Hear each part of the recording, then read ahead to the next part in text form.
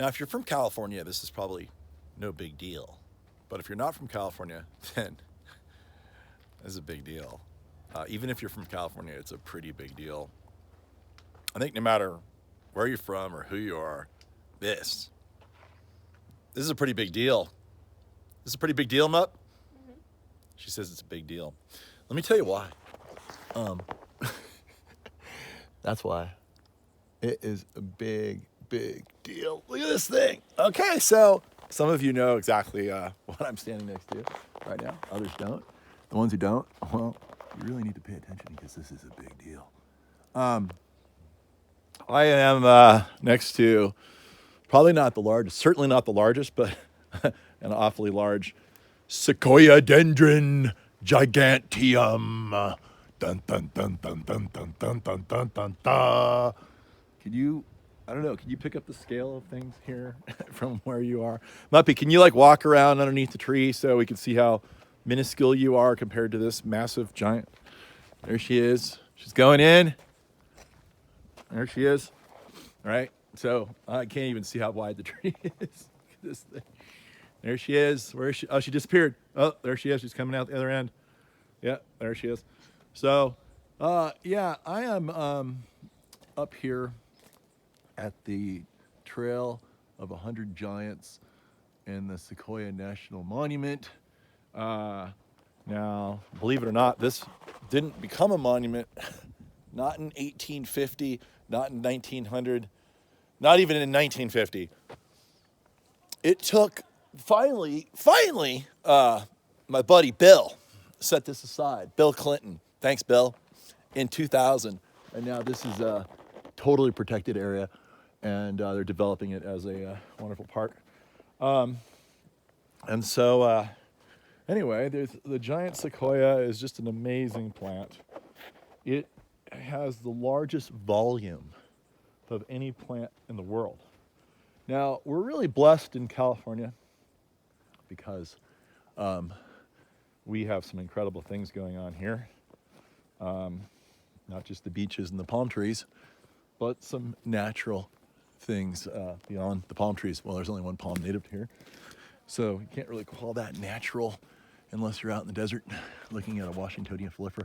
But beyond all the palm trees that I profess, there's some really incredible things here that exist nowhere else that we need to talk about. Sequoiadendron Giganteum, the giant redwood sequoia. This tree is one of the oldest living trees in the world, but that title can't be claimed by this tree, even though it is very old. It's like 2,000 years old.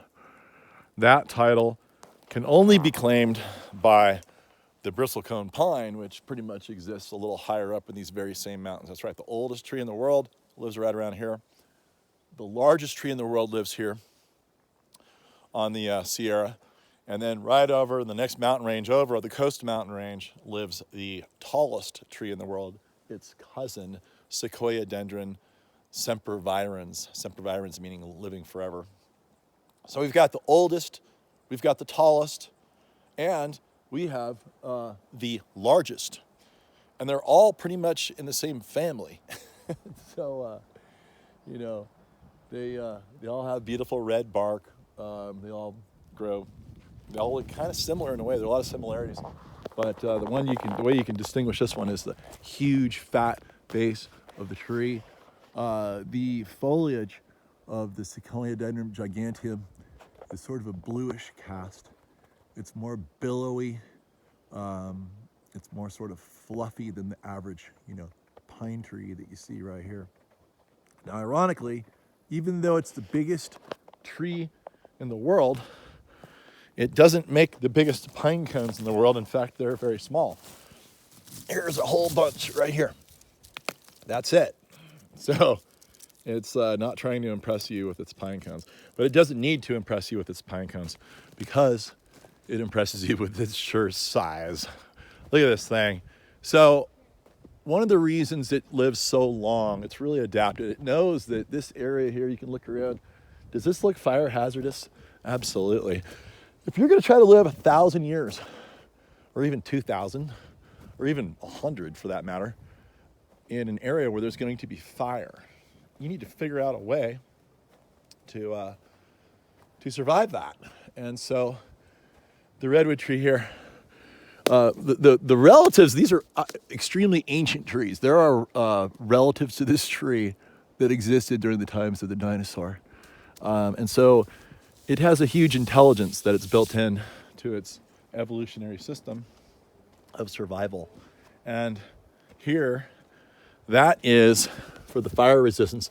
This bark, you just cannot burn this bark. This bark will not burn whatsoever. And you can see, now the inner part of the tree will burn, but the exoskeleton is completely resistant to fire. And you can see sometimes there'll be an opening in the tree.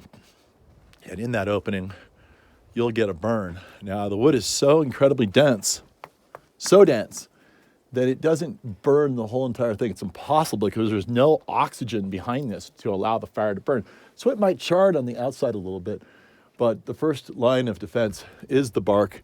And you can see, look, I mean, no bark, bark. Did the bark burn? No. Did the rest of the tree burn? Yes. And you can see that all the way up there. It's really an incredible quality to be able to have developed over time with your evolutionary intelligence, something that would be fire resistant. I guess what happened was one tree had a genetic mutation at one point and ended up dominating the forest because it had this fire resistant bark, and then that one survived and the rest died, and it became the most successful in the forest. Now what I want to show you is a long shot of one of these. Okay, so there's one right there. So you can see what the tree looks like, especially on the top. It has very different foliage pattern up there. You could actually grow these, you know, pretty much down in the Bay Area or just about anywhere where it doesn't get too, well, I mean, these things are adaptable. It gets really cold up here, so probably grow them in a lot of places. But you can see that foliage is really kind of unique in the forest. You really know you're looking at a giant sequoia because it's not like tiered like a lot of these pine trees. It's more dense, it's bluer, and I would call it like puffier from a distance. And then the other way you know you're looking at a giant sequoia is this beautiful red bark.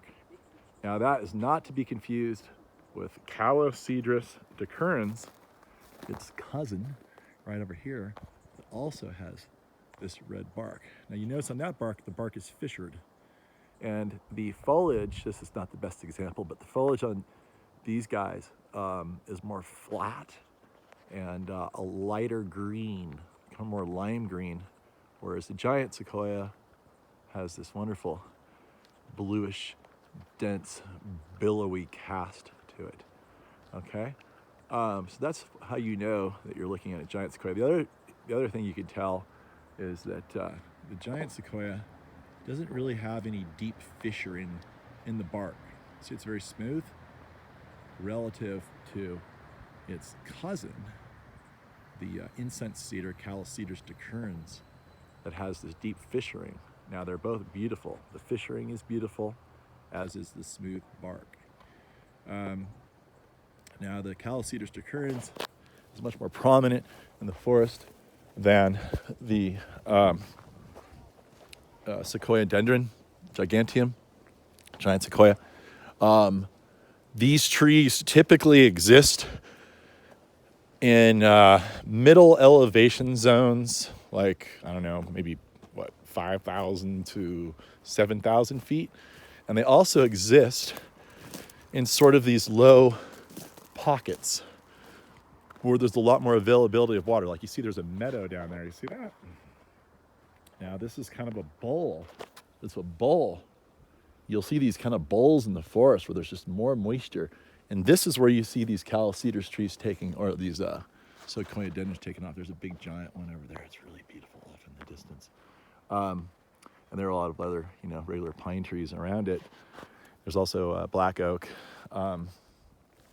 But yeah, that's where you'll find these trees. Now these trees they're not common in the forest. There's a Calocedrus tree. This is pretty common. The giant redwoods are not common whatsoever. And I'll show you a map over here that shows about where they exist, which is very limited distribution. So here's the great state of California. Some would call it the former great state. The once great state. Hopefully will become great again. But anyway, we'll talk about that later, different story. These are the dots where we are. The Sierra pretty much extends all the way up like that. And we're on the western side. The western side receives a lot of the moisture that comes off the Pacific, and it wrings it out. As the clouds ascend in the mountains, all the rainfall falls out. When the clouds go over the top, they've already lost a lot of their moisture, and as they descend, they literally just dry out to nothing. You'll find aspen trees on the backside, near streams and things like that, and the more drought-tolerant junipers, things like that.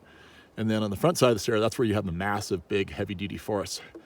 And these trees require so much moisture that they only exist in these middle elevation zones. The elevation is higher back in here. This is the peak of the forest. Now the Bristlecone Pines, its really long-lived cousin, lives usually on the back sides at higher elevation. They're extremely drought tolerant. But this is an endemic to California. This is the only places where it exists. Now this is the farthest north spot up here on Highway 4. That was where I was first introduced to these trees. In fact, I had heard that these are the first trees discovered by a European. I'm sure the natives knew about it all the time. They're like, what? No big deal. But some dude was chasing a bear or deer or something, hunting, and he just ran into this big grove up here and then ran down and told everybody. And then he became famous as the guy who, quote, discovered the redwoods. But yeah, so it's a very limited distribution. And now you know. And so this is, there's several places you can go and see these trees. This is just one of them.